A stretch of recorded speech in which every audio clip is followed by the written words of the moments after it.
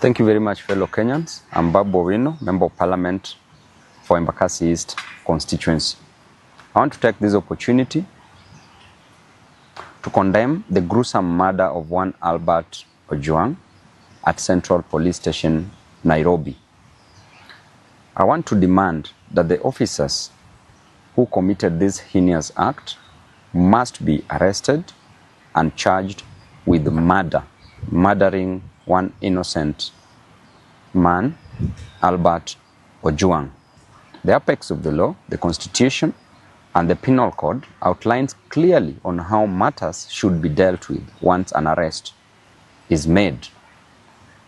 Going to an extent of murdering an innocent man, moving all the way from Nairobi, wasting government resources in the name of Subarus, going down to Homa Bay, passing so many counties to arrest one person whose only mistake was to speak the truth on social media, was only to outline how Kenyans are suffering, was only to show Kenyans that there is high cost of living, that there is overtaxation, and that there is unemployment in this country.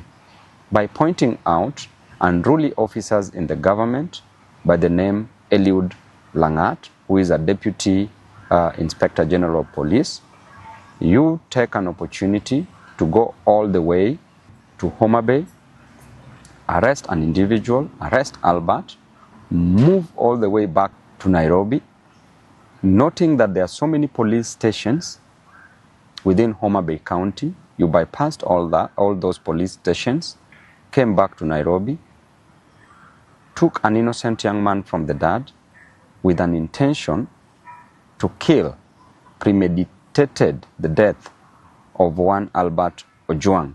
Reaching Central Police Station, you tell us stories which we only hear in movies that Albert Ojwang hit his head severely on the on the wall. Does not add up. It's so sad. And what a time to live in this country, Mr. President, under your watch. You need to take time and reflect. You need to sit alone for a whole day. Reflect how you were brought up. Reflect how your mom brought you up. As you always say that you were brought up from a very humble background. Reflect on that. Reflect how far you've come to where you've reached. Reflect on what you want to do to Kenyans and reflect on the legacy that you want to leave behind.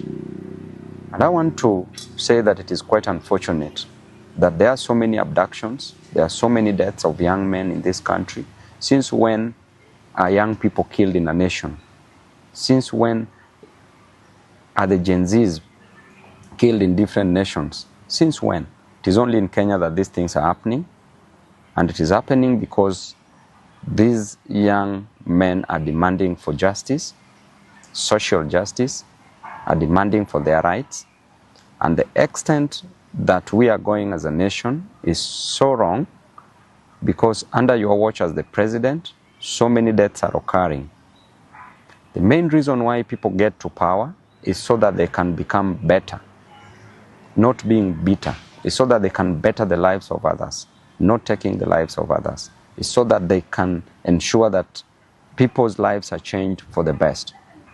But what are we seeing in return? We are seeing bitterness, we are seeing cruelty, and too much cruelty breeds so much hatred, which is now occurring in this country. I want to inform the government that nobody will fear you.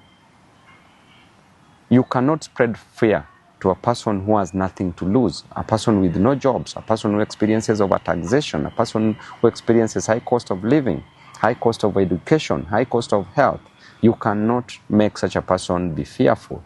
And therefore you need to change your strategy because they have nothing to lose but just the chains that are tying them tightly. And I can assure you that within no time there will be serious actions in this nation because people are hurting, people are going through a lot, people are depressed. And this death of Albert Ojwang should not just be a statistic. Kenyans should note and take mental note and take action against any other person who might come for their lives. I want to tell you that Albert's dad went through a lot.